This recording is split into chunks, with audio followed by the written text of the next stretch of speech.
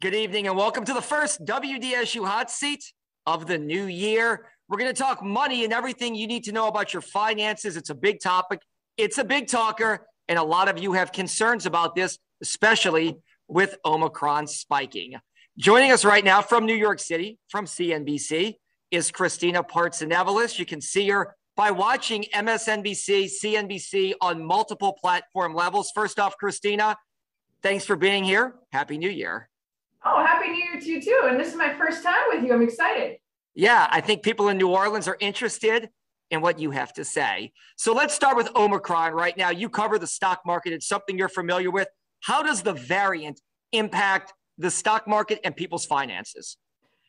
If you were looking at the markets right now, you'd probably say, what Omicron? Because we are on a track right now to hit the 70th record close for the S&P 500. So on average, that means that in every 4 days, you're hitting a record close, which is incredible. So markets are high, and yet you have to deal with Omicron. You have so many companies that are suffering staffing shortages, not just big ones, but you have smaller ones. You go to a store, a restaurant, especially here in New York City, where it was hit quite hard. A lot of people are struggling to serve and provide those goods for people. So this is an issue right now, but based off of a lot of the guests that we have on our network, they're predicting that, we've almost come to this peak and we're going to come down and people are going to go back to work. The CDC reduced the isolation period to 5 days. So this bodes well for markets, which is why you're seeing it a little bit higher. We also have what you call this Santa rally, which historically happens 5 days before the end of the year, as well as the first 2 business days in January.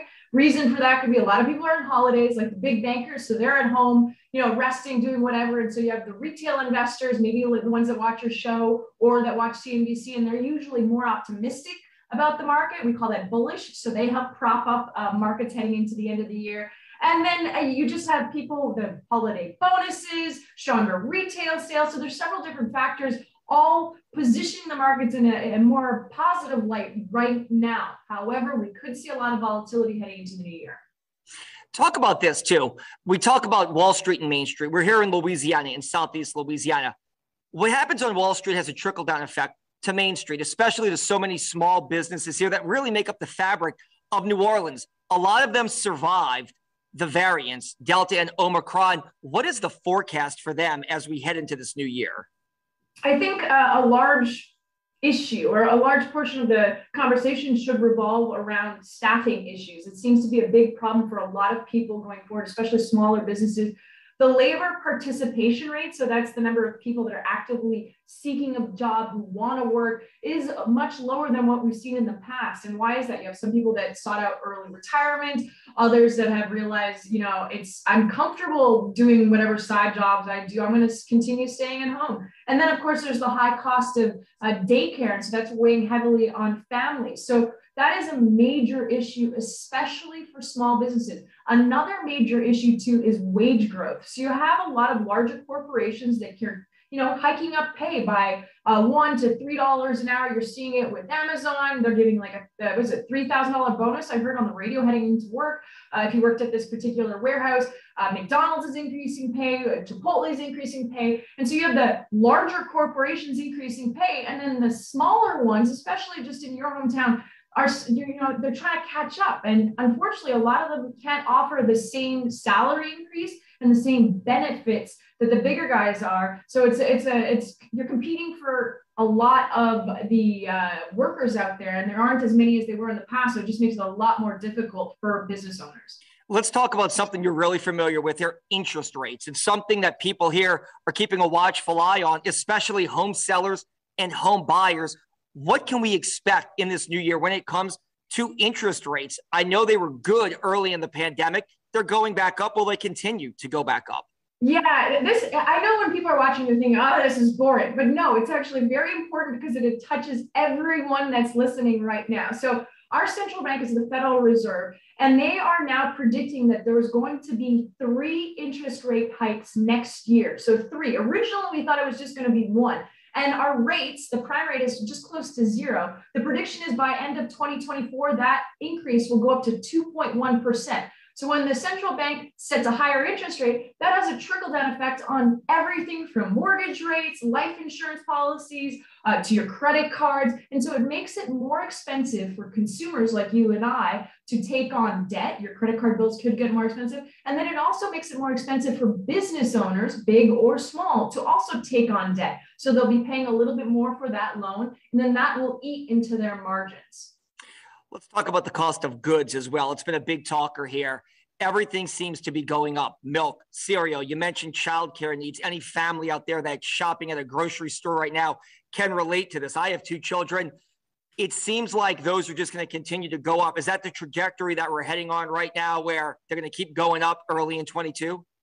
I don't want to be, I feel like I'm a Debbie Downer right now because no, it's look, it's just you give us the facts. It's just the facts. And that's unfortunately where things stand right now. Yeah. And you're right. At this point, you have a large, like you have McDonald's that said they increased prices. You had Chipotle increased prices in July by almost 4%.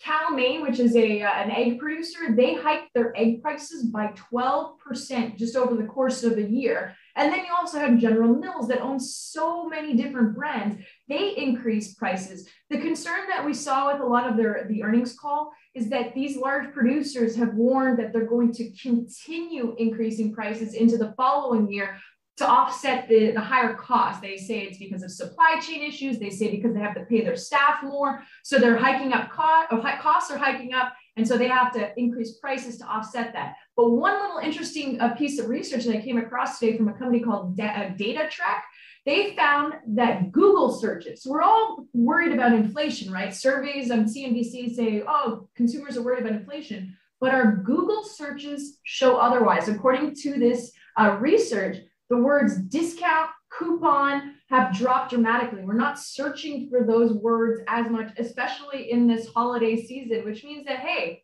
maybe we're just willing to, dish out a little bit more for your fried chicken or your 2-liter thing of oat milk or regular milk. So it seems like consumers right now are willing to do that. And that has a lot to do with wage growth. So you notice how they all just connect together? Yeah, it does all connect together. And look, unfortunately, the forecast isn't what people want to hear, but it's the reality. It's the hand that we're dealt right now.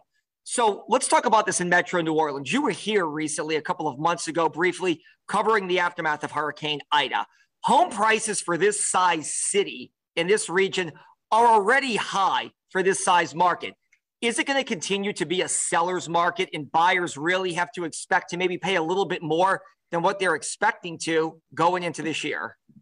Unfortunately, based off of the research that has come out and the predictions, it's going to be a seller's market next year. So just for the month of October, we saw home prices climb just about 19% over compared to last year. So you're seeing a bump of 19%. That's quite high. And at the same time, you have a lower supply of houses. Why is that? You could blame high lumber costs. You could blame the supply chain issues. You could say, oh, things are stuck at ports. You could say, oh, we don't have enough staff. So because of that, there's fewer homes on the market, especially those lower tiered homes where, younger people first want to buy. There's fewer of those on the market. And so that's pushing up the price. While people like me, I live in an apartment in New York, right? And if I want to upgrade now to that first home, it seems like I'm going to have to compete with a lot of other people. And so that's the expectation heading into next year. It's a seller's market because of low supply and interest rates are still pretty cushy. Well, that's all. That's at least some positive news to wrap up here. Christina Partsinevelos, Canadian, yes. Oxford grad. You won't say it, I will. Oxford grad. CNBC, let people know really quickly if they want to follow you and get more information from you. Can they follow you on Twitter or Instagram? How can people hit you up on social media? That's so nice. I never get to say that on our networks. But no, please, go ahead. It's Christina with a K followed by Parts. Christina Parts, because my last name is way too long for everybody to spell out. So I'm easy to find online. All right. We appreciate your time. Enjoy New York. Have a great New Year. Unfortunately, that is all the time that we have. I'm Travers Mackel. You can see this entire segment online starting tomorrow.